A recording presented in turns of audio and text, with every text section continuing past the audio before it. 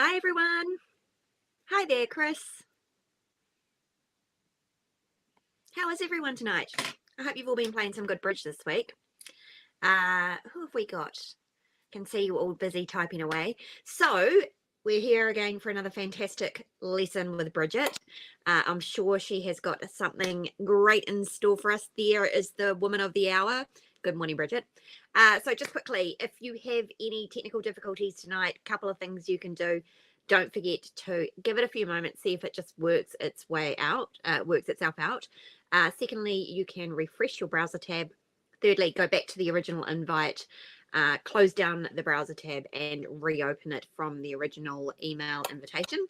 And if that all fails, there's a LearnBridge Online logo up in the top corner. And if you click on there, that will come through to me in the background and I will try to help you. But we don't have many issues, so we should all be fine. Hello, Jeanette. Hi, Jay Brown. Oh, well done. You've been practicing nearly all day. That's so fantastic. Well done. I think we're all pretty familiar here. Hi, Sue from Auckland. But please feel free to ask any questions throughout the lesson. And all of your participation is what makes this community such a fantastic community. So don't be afraid to ask your questions. If you can keep any technical questions, any difficulties that you're having in the through the LearnBridge Online support logo rather than in the chat, that just means we can all focus on the actual lesson. Sleepy Shauna, hello. All right, so I will start the recording first and foremost. Oh, it's sunny there. That's nice. Oh no. Hi Kaboom. Yeah, it's a nickname that seems to be sticking. I've only been exploded twice so far. All right. I think we're all here. So welcome along to another fantastic lesson here at LearnBridge Online, a wonderful community of people all passionate about learning bridge together. Welcome to all the people who are joining us on the live stream. Also, those of you who are joining us on the replay, if you can come along next week to the live session, but we're pleased that you're watching the replay. Don't forget that you can find all of the lessons in your classroom area, and it is a fantastic resource to go back and rewatch any of the previous lessons. So with that in mind, let us invite our fantabulous teacher, Bridget, up to the floor. Oh, nice adjective. Fantabulous. I like that. Fantabulous. So nice to see you all. We've got some thinking stuff today. We've got a bit of an academic lesson. It's taking out doubles. So great. Get thinking caps on, get their pen and paper ready, write it down, and as usual, just keep firing the questions at me. It's really, really good to know when people are following me, when I've gone too fast. If you've got a question, as I know Caroline always says, it's probably a perfectly normal question that other people would like to ask too. So please just dig in, ask away, and we're going to go through this together and try and iron out some of these things with takeout doubles. Absolutely. Okay. All right. Well, I will leave you to it and I will see you all at the end. Enjoy the lesson. Cool. See you shortly. Okay. First things first, let's just pop up the slide here. Takeout double. Can everyone please tell me just if they can see the screen? Okay with the slides? I'm sure you all can. Oh, thanks, Chris. Thanks, Judith. Cool. First of all, there are so many types of doubles. I know that you'll all be thinking, oh gosh, can we cover this all in one lesson? And we're not going to cover every single type of double in the lesson today. We're just primarily focusing on takeout doubles because I want to just iron that particular subset of double out. There's all sorts of doubles. I think someone has come in with a sort of balancing double. We've got our negative doubles. We've got our game try doubles. We've got our penalty doubles. There are so many, many types of doubles, but this little subset today is the takeout double, which is probably the most commonly used kind of double. And the monster double, of course. Mustn't forget the monster double. So first things first, with the takeout double. Okay, I'm sure most of you will be very, very familiar with the basics here. So the the takeout double is basically just a type of overcall. We're all comfortable, I hope, with the fact that you do not overcall with a 4-card suit. So sometimes you want to get involved in the auction. When you make a takeout double, what you're basically saying is, I've got an opening hand or more. So you're saying to your partner, I've got an opening hand or more. The opponents have opened a suit, and I've got the other 3 suits covered. So hopefully we've got a fit somewhere. Very, very likely, if the opponents have opened a suit and you're sitting there with a shortage in that suit, that your partner's got one of the other 3. So it's almost kind of, I like to think of it in a way like you have actually bid. When you make this takeout double, it's almost like you have bid every single other suit. It's quite cool. It's like you're basically saying, like in this example, when they're open diamonds, it's like saying, I'm bidding a club, I'm bidding a heart, and I'm bidding a spade all at the same time. So tell me which one you like, please, and tell me how much you like it. So it's a very, very useful bid. First thing is, you do want 3 or more cards in the other suits, and you do want a shortage. It's okay to only have 3 cards in a suit. And the primarily focus with these takeout doubles is to try and find a major fit. That's normally what you're after. What you're really hoping for is to kind of find a major fit. This is a very pure example here. This hand that South has got, that's a sort of perfect takeout double hand. It's an opening hand, and it's got the shortage in diamonds. It's got 4 cards in both the majors, and everything is covered. So do you have to have an honor, Judith is saying, in all the other suits? You would prefer an honor, but it's not completely crucial, I would say. So I'm still making a takeout double if I've got all the other suits covered. Because you've got an opening hand, you do tend to have honors in all the other suits, because you are basically saying, I've got sort of minimum of 11, but 12 points contained in those other 3 suits. So normally you are going to anyway. But I will make a takeout double if I like my hand, even if I don't have an honor in one of the suits. Having the length is okay in that for me as well. So what level do takeout doubles apply to? This might be a wee bit controversial. It used to be that people would often play that takeout doubles apply to the level 1, level 2, but then they start becoming penalties. And you are welcome to play that if you like. It is completely up to you. But these days, where people do get very involved with these preemptive bids, it's most people now will play that the takeout double goes all the way up. Like basically whatever the opponents open, the double, like in this situation here with the example I've got, the double is still for takeout. It tends to be more useful to have that as takeout rather than penalizing the four hearts. In this situation here, you really want to see if your partner's got spades, and you're thinking you could well have a game. You don't want this pesky preemptive person to come diving in and steal your contract away for you. So even at this level, I play this as takeout. But important point here, just check this with your partner, because you'll get a bit of a clash if your partner disagrees. So just make sure you say, look, we play takeout all the way up, do we? And just come to an agreement about when takeout applies. The further up you go, the more likely your partner is to look at the hand sometimes and think, I know this is takeout, but I don't really fancy playing in any game with my hand.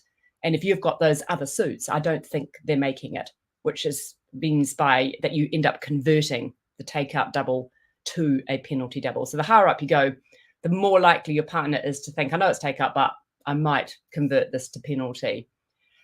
So Caroline's asking about 5-card suits, and we're going to come to that in a minute, Caroline. It's a great question. So when not to make a takeout double. So Caroline was on it. In this situation, so say you've got a 5-card major, prefer to show your 5-card major rather than making a takeout double. So this situation here, you have technically got a takeout double available to you. You've got a shortage in the opener suit. You've got spades, you've got hearts, and you've got clubs. But here, if you don't bid spades, you might never get your spade suit. It's very difficult to get your spade suit across to your partner later and let your partner know that you've got 5 of them. So if you can overcall with a major, prefer that to making a takeout double. Sean has asked a question about if you're making these high-level takeout doubles here, that you're asking a lot of your partner at a higher level. And you can be, but preemptive bids are just such a fantastic way of messing with the opponents, and you really can't let them bully you. So say you were vulnerable here, coming back to this page, say you were north, south, and vulnerable, and these guys had opened 4, just basically saying they're probably weak with 8 hearts. If you're vulnerable, you're missing a 620 point game. So you do often want to get involved here. You're often thinking, I don't necessarily want to penalize 4 hearts and let them go off 2. I want to get our own game, which is worth 620 points. So you are asking a lot, but that is basically what happens with preemptive bids. They are really irritating things, and they can completely mess you up. So it is a risk for sure. Back to this situation though, remember, if you've got a 5-card major, prefer to overcall the 5-card major rather than make a takeout double. No one cares about the minors. So this situation, I've just switched this club holding and the spade holding round with these 2 hands. So with the exact same hand shape and the exact same point count, you have a very different response depending on whether you've got this 5-card major. So in this first example, when they open a diamond, you're going to overcall spades because the major is so important and you've got 5 of them. But this second example, I'm not overcalling clubs. I don't really care about the minor. I'm really hoping to get a major fit with my partner. So with the second situation, I'm doubling instead. Don't make your priority overcalling with a 5-card minor, but do make your priority overcalling if you've got a 5-card major. Okay, responding to the takeout double. This is where I find people often underbid in this situation. First things though, you hardly ever pass a takeout double, especially at this low level. So if the opponents have opened 1 of a suit, you hardly ever pass the double. And that's because it is so easy to make 1-level contracts. It's very rare that the opponents are going to go down in 1 of something double. It does happen, but it's very, very rare. In the old days, people did used to play that the double was primarily for penalties, no matter what level they opened at. And people realized very quickly it was almost a redundant bid, doubling a 1-level contract for penalties, because you hardly ever get them off. Sort of a complete waste of bid. So that's why people clicked on to the fact that if you could use that double to say something else, it was a much more powerful tool. So if you can use that double instead to say, bid partner, we are bound to have a fit somewhere. I want you to bid, see if we can find our fit. It's a much more useful use of that double card. So you hardly ever pass 1-level doubles. You'd have to have something extraordinary in your hand. So the next thing I'd like you to think about is that when your partner does double, like we said before, it's a bit like they've opened 1 of the suit that you have in your hand. So it's not the beginning of a conversation. It's not like your partner has opened 1 club and then you've bid 1 spade and you're thinking, let's start this conversation together and see where we're going. It's really quite different from that. Your partner has said by inference that they've got your suit. So now they want to know which suit you've got and how much you love that suit.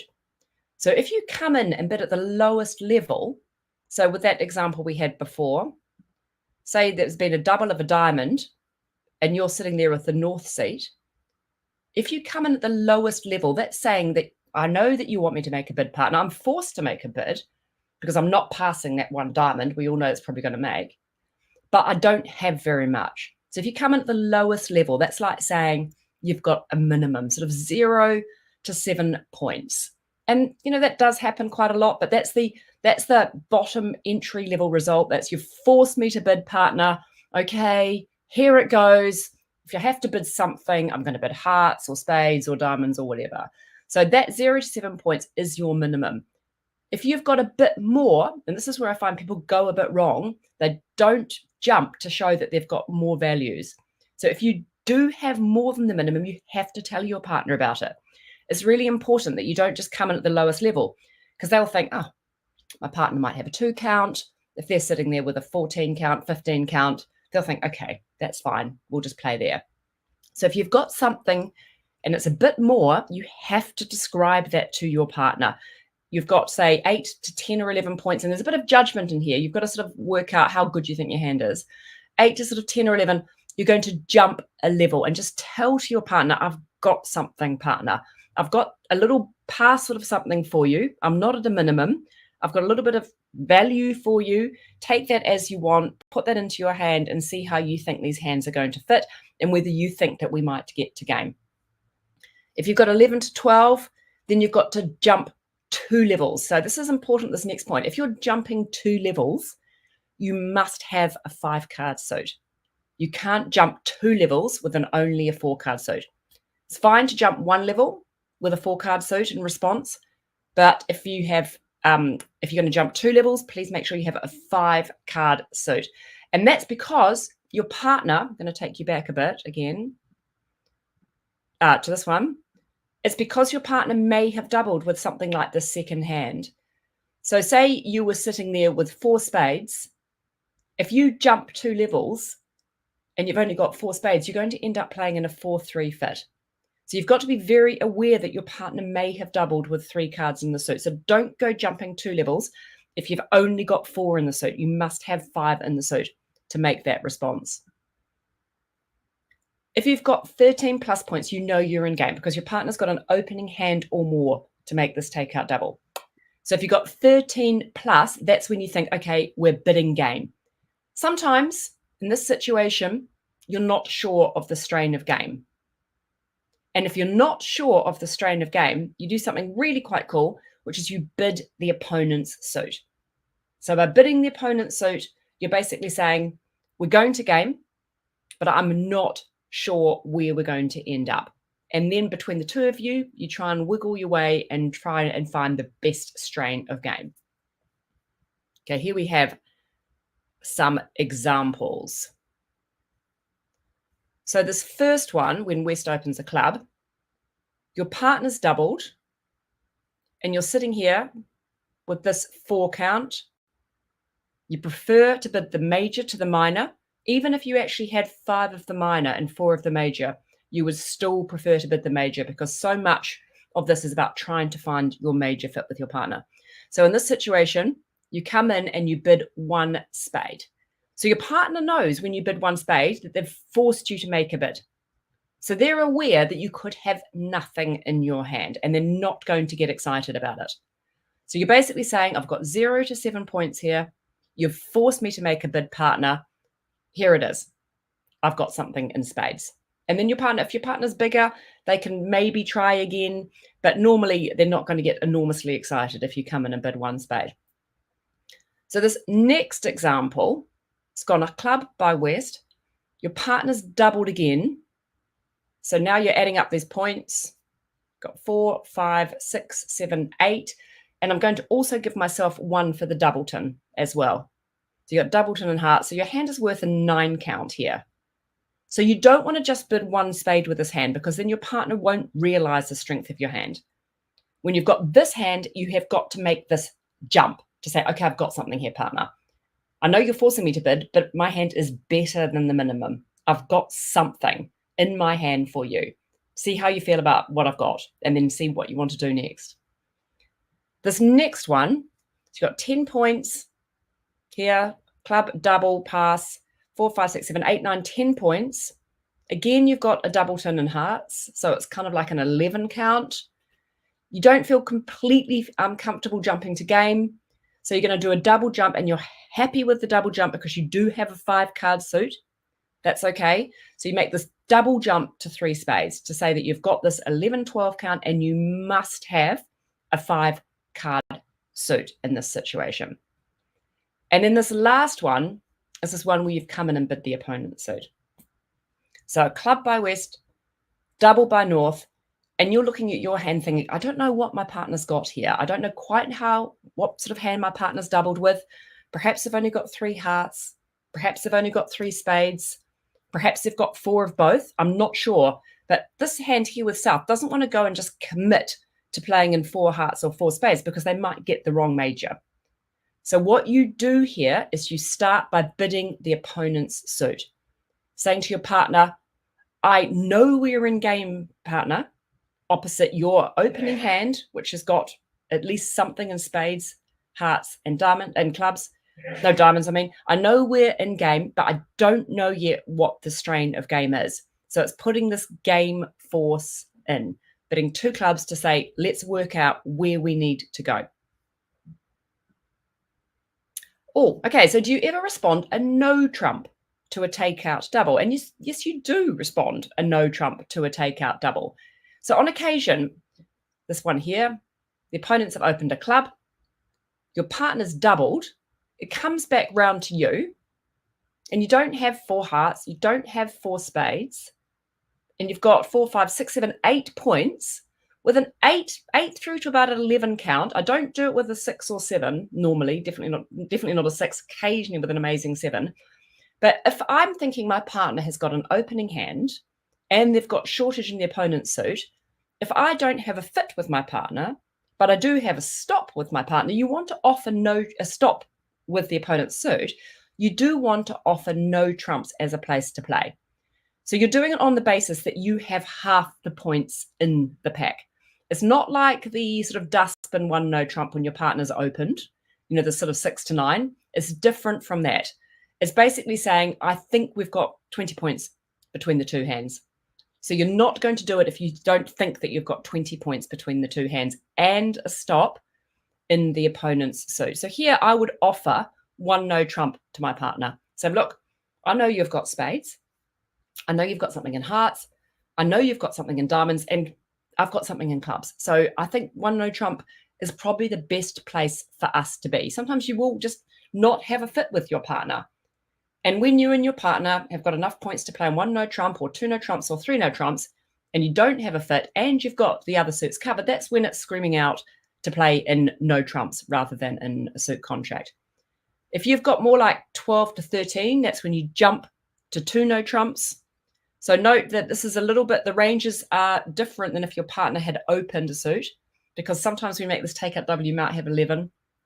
So 12 to 13 would be a jump to 2 no trumps, and a sort of 14 plus is when you're bidding 3 no trumps, always with a stop in the opener's suit.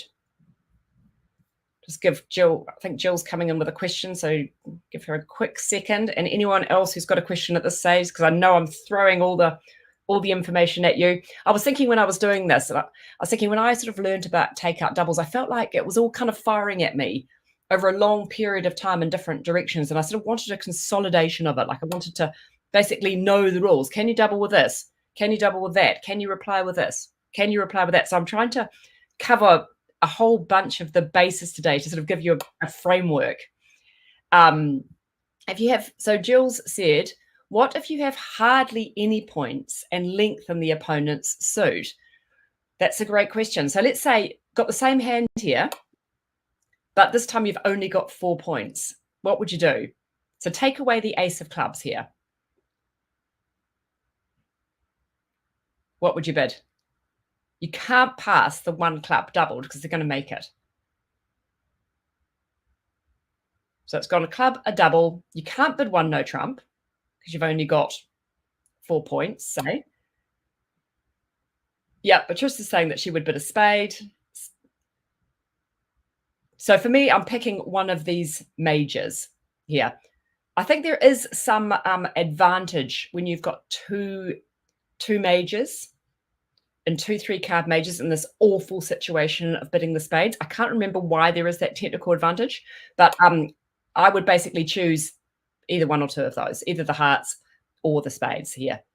Even if I had 3 small spades, 3 small hearts, and the same club holding, I still would not bid 1 no trump with only a 4 count, because it's giving my partner completely the wrong idea. They could easily end up coming in and we could end up playing in 3 no trumps when we don't have enough points between the 2 hands.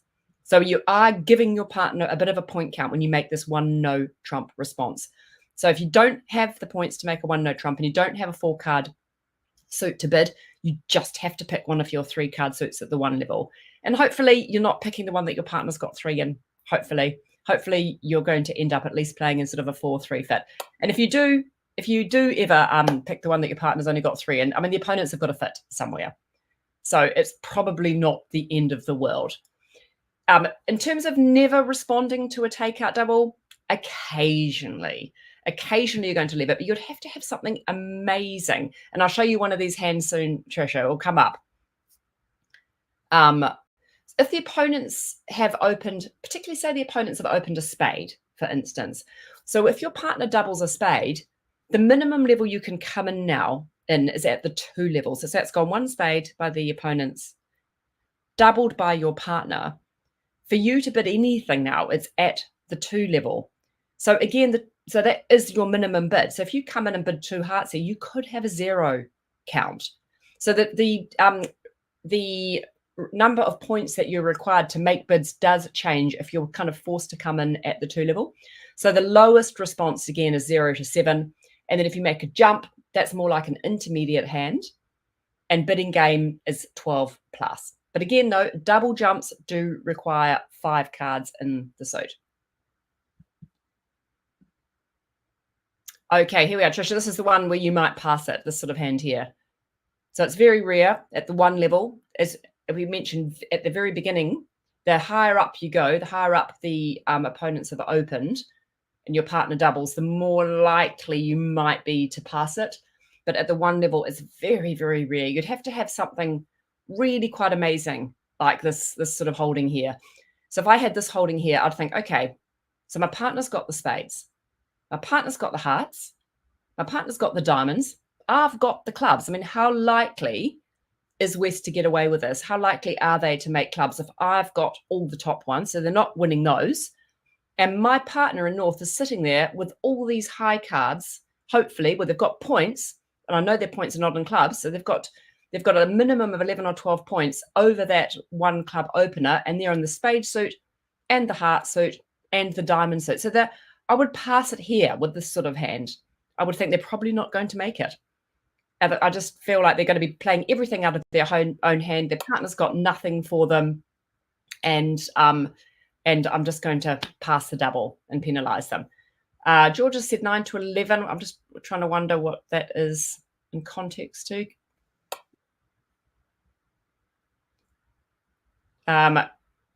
George, was it George or Chris? Yeah, 9 to 11. So the point ranges coming back to the 2 level bids are here. So it gets compressed a bit if they're forcing you to bid at the 2 level. Your response is you don't have so much room to describe your hand. So it becomes more like a 3-step process. 0 to 7 is the minimum, 8 to 11 or 12 is a jump, and then you just kind of bid game, but you would need to have 5 in that suit. Next, the passing, the takeout double. What happens if the responder makes the bid? So as soon as a responder comes in and makes a bid, like in this situation, so it's gone a club, a double, a heart by East. As soon as that East person has come in and said something, the double no longer stands. You're no longer at risk of leaving them in 1 club doubled making. So the double, people refer to it as the double's off the table. It no longer applies, the double. So because the double no longer applies, you no longer have to make a bid. So you no longer have to come in and bid with your 0 count anymore. So if you do bid now, if you come in and say something, the inference is that you do actually have something now. So that changes everything. If the responder comes in and makes a bid, if you start bidding now, that's saying, I've got something. In a way, it makes it a wee bit easier. So at the 1 level, you're telling your partner that you've got more like kind of at least a 7, 8, 9 count if you come in at this situation. Whereas if you had a very weak hand, so say you're here with this bottom hand and you've got a 5 count, as soon as the opponents come in, you don't want to get involved anymore and you don't want your partner to get excited. So you can pass this and your partner just knows that you don't really have the ability to say or want to say anything. Jack says no convention if intervention. Yeah, that's a good expression. Yeah, no convention if intervention is a good expression. Doesn't always apply and it does depend on partnership agreement, but I do quite like it. If opponents open a major, do I need 4 of the other major to double? I think this is another area. It took me a while to get my head around this particular situation. So the first hand, the opponents have opened a spade. So I look at my hand and I know that I don't have 4 cards in the heart suit, but I like the heart suit. 4, 5, 6, 7, 8, 9, 10, 11, 12, but I've only got 12 points. So if your partner doubles a major, there's a very strong inference that they have the other major. I'm assuming my partner probably has the other major. If South doubled here and I were North, I would be thinking my partner probably has 4 hearts. A strong inference that my partner has the other major if a major's opened. If the opponents have opened a minor and it's a double, you think your partner's got at least one of the majors, 4-card suit. But if they open a major, I really kind of think normally they're going to have going to have 4 in the other major. The exception is the higher up your points go, the more likely you can't afford not to bid. So this first one, I wouldn't bid because my partner's going to think I've got 4 hearts. With the second hand, I don't have 4 in the major, but my hand is decent. Like I'm starting to get quite a lot of points. So I'm thinking, I know my partner's probably going to assume that I've got 4 in the heart suit, but I've got a lot of points. I can't not get involved with this hand. So the weaker your hand is, the less likely I am to bid with only 3 in a major if the opponents have opened a major. But if I'm starting to get up more towards the sort of 15, 16 count, then I'm doubling. I will get involved, even if there's only 3 cards in a major. Do you need more points for higher level takeout doubles? And yes, you do. You basically do. So if the opponents have opened at the 1 level, you're looking at an 11, 12 count. If the opponents have opened at a 2 level, like a week 2, you have to start thinking about where is your partner going to have to bid. Like if the opponents have opened 2 spades and you've got a shortage in spades, if you've only got a 12 count and you double, your poor partner has to come in potentially with no points at 3 level. So you're pushing them very, very high and they might not have anything. So I'm not making a takeout double of a week 2 spades if I've only got a 12 count. I'd want more. I'm going to start thinking I want more like a sort of 14 count. If the opponent's opened 2 diamonds, you don't need quite as many because you know that you're always after this major fit. And so you would be thinking, look, my partner should be able to come in and bid 2 hearts or 2 spades. So just think about where you're forcing your partner to. And the higher up you're forcing your partner to make a response, the more sort of chunk of points that you want to have. One tip that I really like, by the way, is if the opponents open a week 3 and it comes around to you, or you're making the first takeout double, on average, an expert told me this once, and I really like it. On average, your partner will have about 8 or 9 points. So basically think, my partner's probably got about 8 or 9 points here. So I can make a bid on that basis. I like that tip, and I use it all the time if I'm, making a response to a week 3. I'm thinking, if my partner has 8 or 9 points, this is worth it. Should I be making this bid? So that's a nice tip. I like it.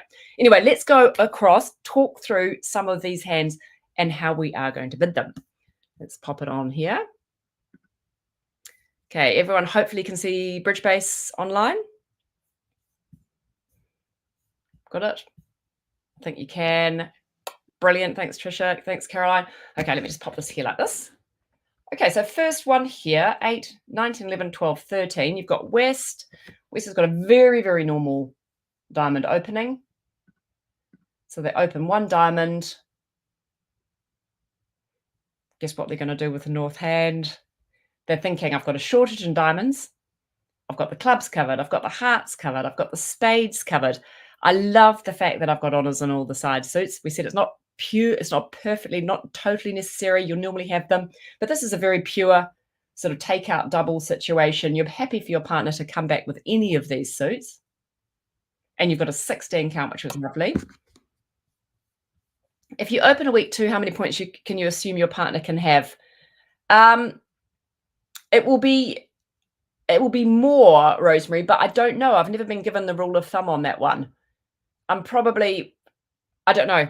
I'm not sure. Let's think about it, and I'll come back on it, whether I use that assumption on that one. And it also depends on where they're sitting as well. So Rosemary's, when she's talking about assuming how many points you've got, a lot of it does depend on what seat your partner is in as well. So if they've opened a week 2 in the very, very first seat and you know that they're weak, if you're sort of dividing the points up evenly between the 3 remaining people, then you would be giving your partner a sort of a third. So say you gave the opener an average 7 count, that means there's 33. Sort of, you've given yourselves approximately 11 points each. And then if you had sort of 13 points, then your partner, I'm guessing they've got about a 10, haven't they, on average, really, in that situation. Here, though, it's a lovely takeout double situation. So East is not getting involved here. East has nothing. And by the way, just in terms of a responder, because often we're all in this situation as well, your partner's opened something and there's been a double. If you do come in now and bid something, it's not just because you've got 6 points anymore. You tend to have something to say if you come in after a takeout double. So if I came in and bid a heart here, I would, with only 4 hearts, I would really want to be bidding that, mainly because I want my partner to potentially lead that suit. Like, I've probably got an honor in it, and I've got something, probably a sort of 7 count minimum, and an honor in it, in that suit, if I've only got 4 of them. So you're not just bidding in the same way anymore if there's been a takeout double. So 2 diamonds is tempting. It would depend on what format you were playing in. If I was playing match points, I would not bid 2 diamonds here, because in fact, I'm not sure I bid 2 diamonds at all, really. You've got the equivalent of a 1 count, haven't you? Sometimes it's tempting to get involved because you want to mess the opponents up. And in teams, it's more tempting because you don't want the opponents to find their game, to get their game bonus. But I think it's pretty clear pass from East here. So they pass. Okay, what do you think the bid from South should be? Let's sort of go through, think about point count, what you want to show your partner, and also think about how valuable your cards are as well. So 1 jump, so 1 spade is the minimum. 2 spades is more like 8 to 11. 8 to 10, 8 to 11. 3 spades is a double jump, and you'd need a 5 card suit. And then 4 spades is game, and you'd also definitely want a 5 card suit. If you're forcing to game and you didn't know which strain, you would bid the opponent's suit of 2 diamonds. So I'll be looking at this hand. I've got 4, 5, 6, 7, 8, 9, 10, 11 points, but this Queen of Diamonds is potentially of no value. It's basically, you know, that's the opponent's suit. It's very unlikely to make a trick, the Queen of Diamonds. So it's more like your hand is worth a 9 count with 1 for the doubleton. So for me, this is kind of a hand that's worth about a 10 count. And so so here at 2 spades looks like the right bid to me. So it's a single jump. I don't need 5 cards in the suit to make a single jump. And it's told my partner that I'm not just at a minimum. I'm not just bidding because you've forced me to. It's not like I've gone, oh God, partner, here we are. This is my favorite if you insist. It's not like you're doing that. You're actually saying, yeah, I've got something okay here. And then what about the North hand? North, I think, is going to get fairly excited now, because they've got that singleton, which is now that think that they've got a fit. Well, they do have a fit in spades. That singleton's worth about 3 points.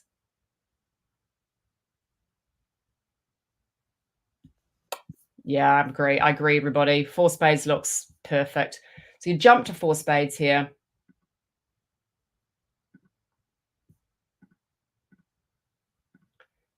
And it is going to be fairly easy to make. I mean, I'll show you the double dummy here. I expect they're going to play out the ace of diamonds. Then they'll stop when they see the dummy. And maybe they might even switch to a trump, because they'll be looking at the dummy, looking at North and thinking maybe they're going to ruff some diamonds.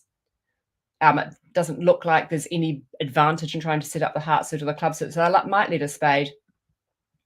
So if you were playing this, what's the first thing that you would probably do here? So they would, of course, play the higher one there. They don't want us to win cheaply with the 8. What would be the first card you would probably play here if this were you? When people open these week, actually they haven't opened a week 2, so I'm not expecting any sort of bad split, but still, it is normally right here in these situations to set up the I would actually set up the heart suit first, because you're going to be able to ruff the Queen of Diamonds later, I think. Yeah, I would try and knock out that ace just to get that job done now. So I would knock out the ace of hearts, and then I'm going to draw trump, ruff the queen of diamonds as well, and then I've got the clubs. But it's normally right in the situation to set up that suit that hasn't quite been established first before you draw the trumps, to play one round of that suit. So you'd play a heart, get rid of the ace, and then you're going to draw the trumps, play the clubs, and ruff a diamond. So the contract should be easily makeable in an over trick. Okay, let's try another one. Okay. So they've opened a diamond, got a 15 count. You've got a shortage in the diamond suit. Clear double. So West, again, has got nothing to say. So pass. Okay, what do you do with the north hand?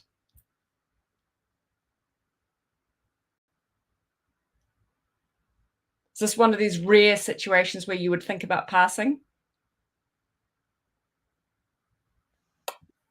Yeah, I'm going to pass this. I'd be thinking, I think they're just not going to make it again. If my partner's got the clubs, and my partner's got hearts, and my partner's got spades, I just don't think that they're making one diamond double. So you pass it. Your partner's always got to jump off their seat a wee bit when you do this, because they'll be thinking, I'm making you bid, partner. What are you doing? And then they'll think, okay. So my partner is passing. She's got a whole bunch of diamonds.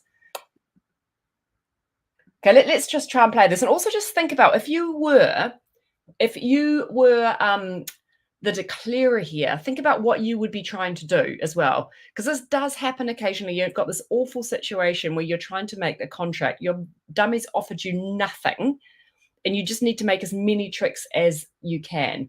So say they leave the ace of clubs here. How many tricks, if you're East, put yourself in the position of being the declarer here. How many tricks do you expect to make here? If you're lucky.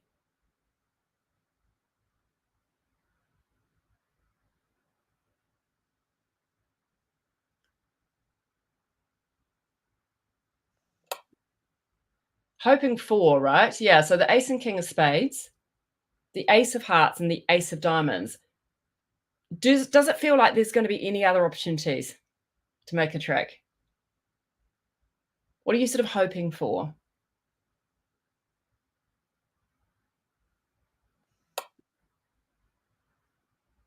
Basically, what you're really hoping for is for the defense to get it wrong in this situation. So if you're playing these sorts of hands, if the defense get it wrong, you might be able to get a ruff in your hand. So even though it's normally wrong to ruff the long hand, here, if you can make the 4, the 5, the 6, or the 7 of diamonds, that's an extra trick for you. So that's what you really want. So in this, if I'm planning how I'm going to declare this contract, my basic logic is I want to keep just throwing them back in to potentially give me a ruff for them to get the defense wrong.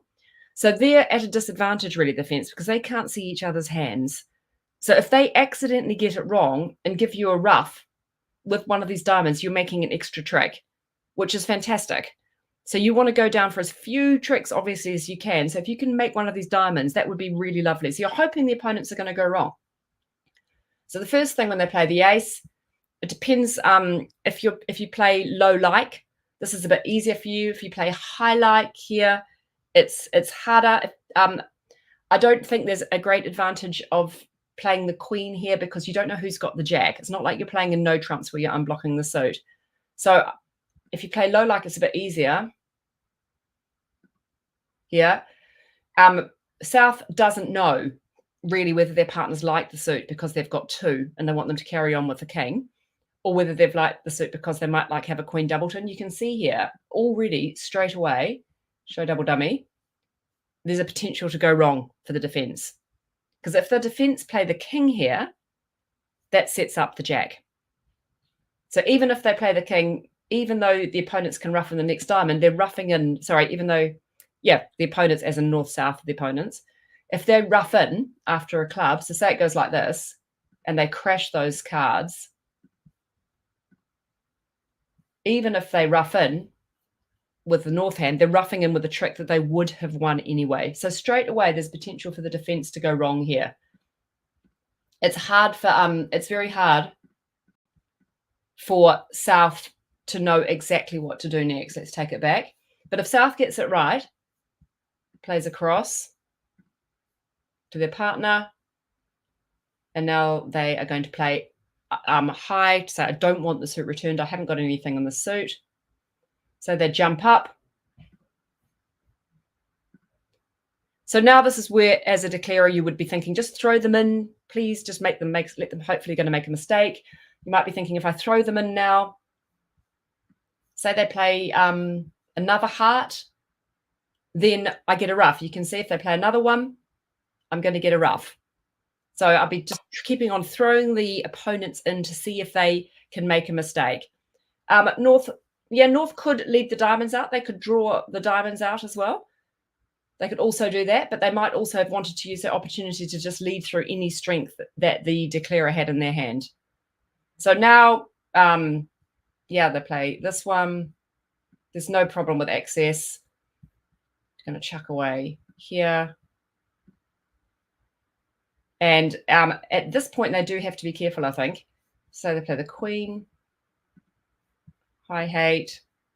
I mean, as long as the defense just keep not giving them a free ruff, they're going to be okay, and they're always going to get them down 3.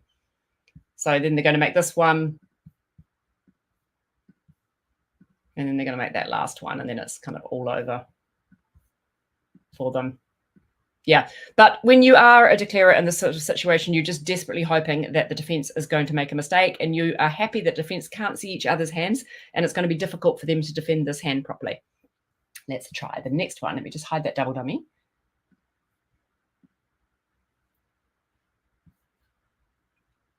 Okay.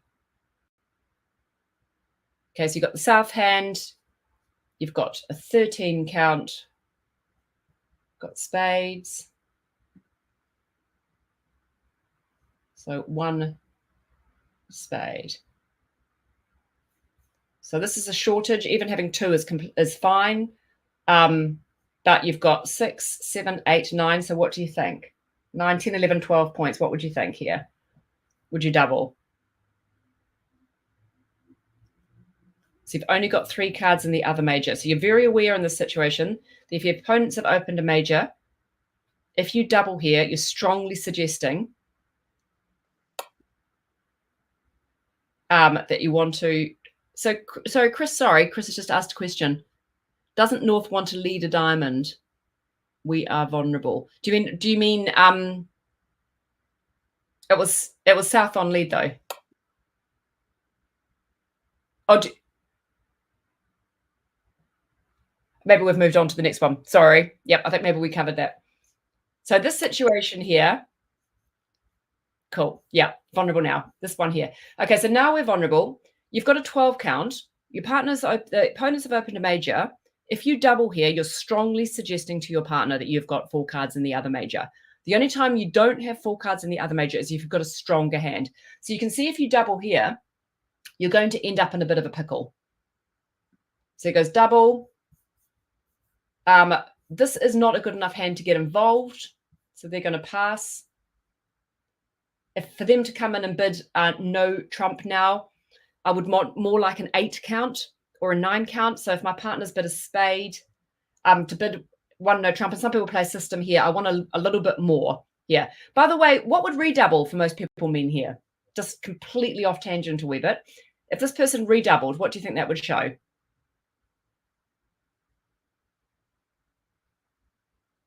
This is one of my favorite situations.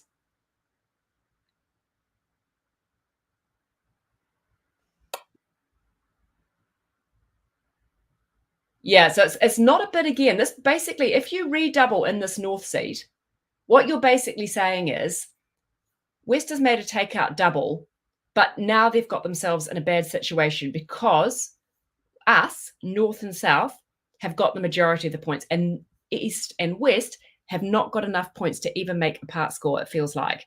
So what you're doing is you're redoubling to say, let's try and penalize them. Let's try and get them into a contract that they can't make and then bring them down. So redouble is setting up some sort of penalty. To make this redouble, you need a minimum of a good 9 count. So you're basically thinking, my partner's got an opening hand of 12 or more. I've got 9 or more. They're not going to make anything. So normally what you've got in this situation, if you do redouble, is you've probably got a similar kind of hand to the person who made the takeout double. And you're thinking, they're not going to get a contract. They're not going to go anywhere. So rather than us trying to end up potentially in a part score, let's bring them down because they're going to be in a horrible spot. It could be that they don't have a fit between the two hands. They can't play no trumps. They've got no place to run to. Let's start by redoubling to tell my partner that this is our hand and we should really think about trying to penalize them. So a redouble is a good hand, at least a 9 count, and an interest in bringing the opponents down. This situation, that person does not have this hand, so they're just passing. So if there had been a double, we're talking about a bad double here, 4, 5, 6, 7, 8, this person's going to make a jump. So it's a single jump because they've been forced to the 3 level. So suddenly they're coming in at this level and they haven't, between them, got enough points and they're not also going to end up with a fit. So if your partner had 4 hearts, that would be okay. You're probably going to be all right playing in 3 hearts. But in this situation, it's going to be absolutely awful. You're in a 4-3 fit at the 3 level and you're vulnerable and it's just not going to go very well for you. So in this situation where you've got a minimum, you've got 3 cards in your partner's. So in the 3 cards in the other major, don't make a takeout double in this situation. Just pass. And then these guys are going to bid on 4, 5, 6, 7, 1 no trump, which is going to be better. So don't compete. Don't double their major with only 3 unless you have got a better hand. Let's try another one.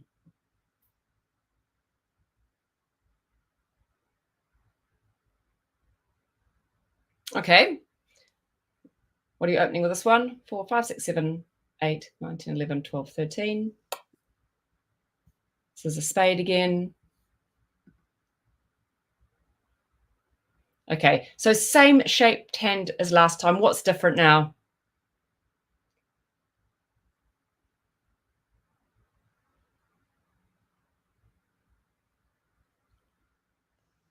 More high card points.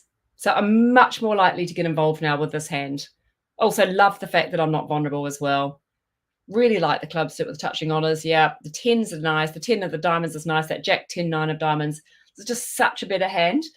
I don't want to not get involved with this hand. So even though I've only got 3 cards in the other major, and I know my partner's probably thinking that I've got 4 hearts, but even though I've only got 3, I want to get involved. You can't overcall 1 no trump in this situation. How come? Why not? So even though you've got the point count for it, you got 16 points. Why could you not overcall a no trump here? It's really important. Yep.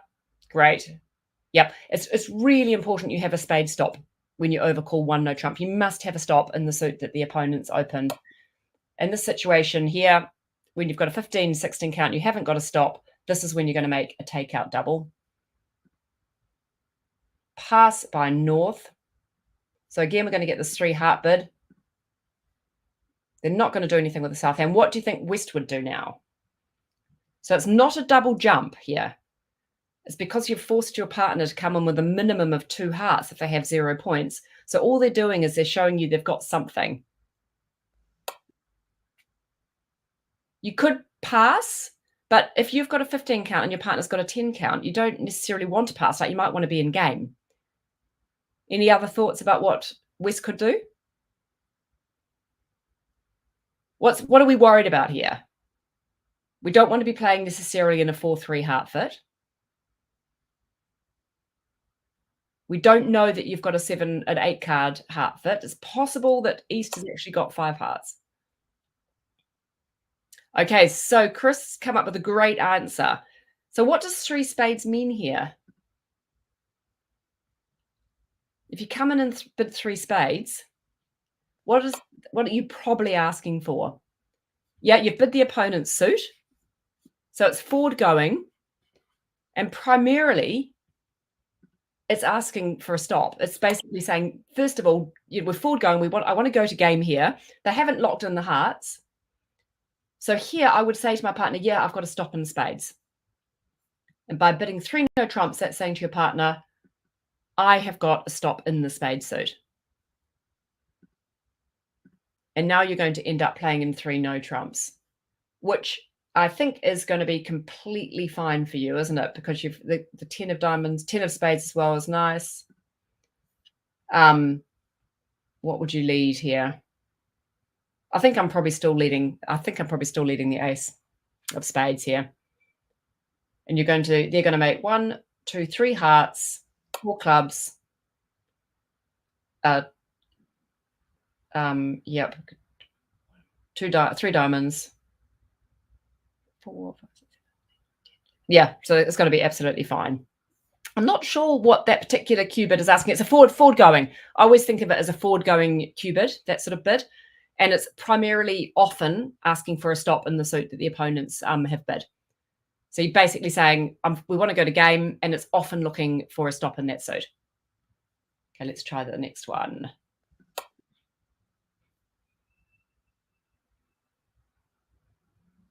4, 5, 6, 7, 8, 9, 10, 11, 12, 13, 14. So a spade opening. 12, 13. So everyone comfortable here? This is a much, much nicer takeout double. You've got the perfect takeout double shape. You've got all the side suits covered. You've got an opening hand or more. So you double. North passes. Okay, what do you think we should do with this east hand?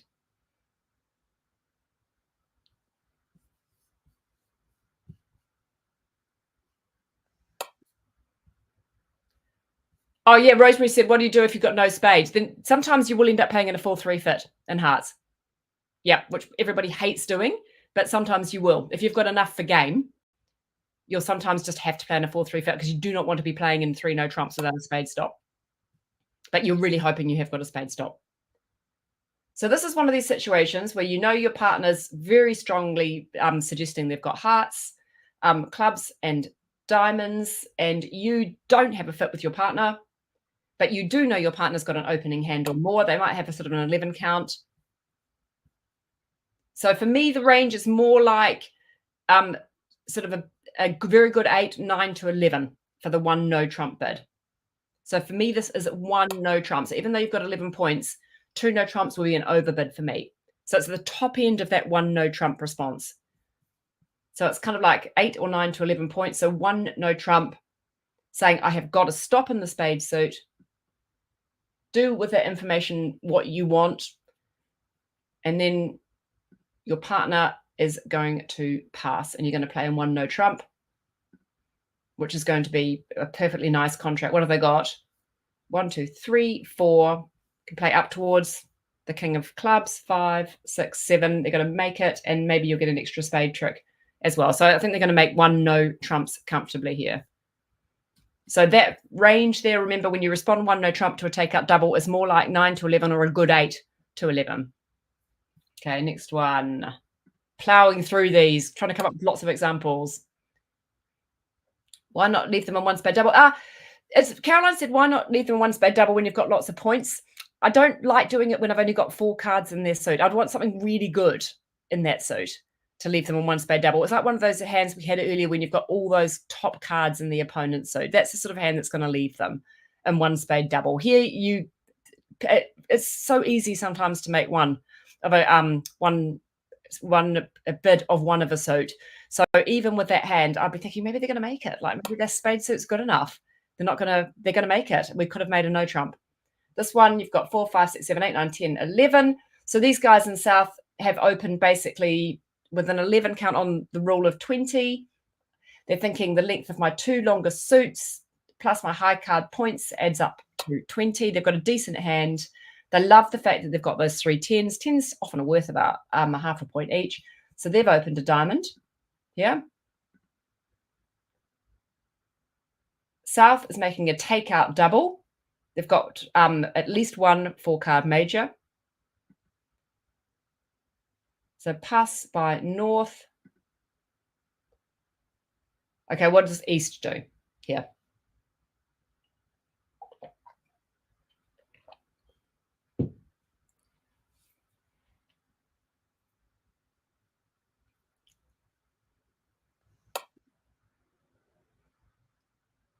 So this is a situation where you've got enough points for game, but you can't just bid the game with a 4-card suit because you don't know what your partner's got.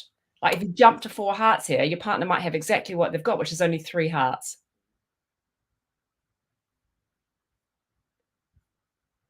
So no trumps.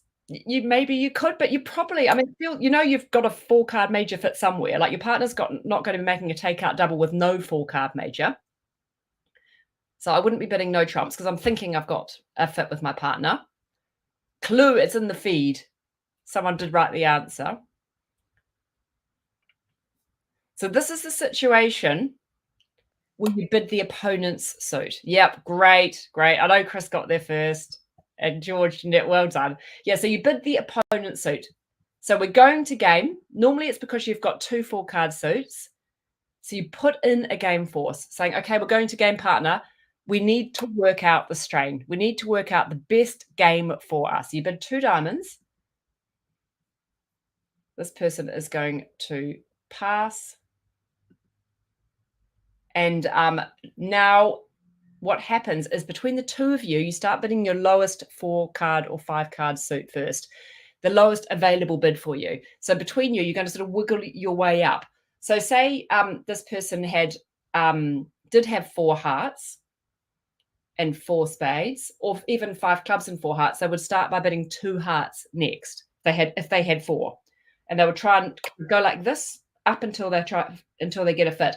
But here, the lowest bid available to them where they've got a 4 or more card suit is spades. So they're going to start by bidding 2 spades to say that's the lowest available bid I've got, which shows a 4-card suit. And boom, you've actually got your fit now. East thinks that's great, and Bis bids 4 spades. They've got it. And if they had hearts, they would have bid hearts, and they also would have found it. So you just start by bidding the lowest available 4 or more card suits you've got, both of you, until you find your fit. And that way you're not just bidding in the dark trying to guess whether your partner's got that 8-card fit with you in the major. You can work out which 8-card fit you've got. The 2 diamonds is forcing to game. The only time it's not forcing to game, and occasionally this will happen, is if East is a passed hand and has 2 4-card suits, because then their partner knows that they're a passed hand.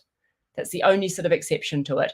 But if your East is not a passed hand, if they come in and bid the opponent's suit here, it's saying we're forcing to game, we're going to game, let's find the best strain for our contract. So hope today that we managed to cover a whole lot of that information about takeout doubles. I thought maybe next week, if it's not too academic and too much, we could do a few of the other sorts of doubles as well, just like a double extravaganza. We could go through and just look at lots of different types of double and double situations, because it comes up all the time, doubles. Keep sending me your questions, by the way. Someone sent me one this week. I think it was Julie, actually, and it was about this awful hand she had, and I think the robots bid really badly if you're playing online. But to keep sending them, I love receiving them, and sometimes they're great to share with the class as well. Cool. Good luck this week, everybody, with your bridge. Thanks, everybody. Have a great week. Yeah, cool. See you later, everyone. Bye.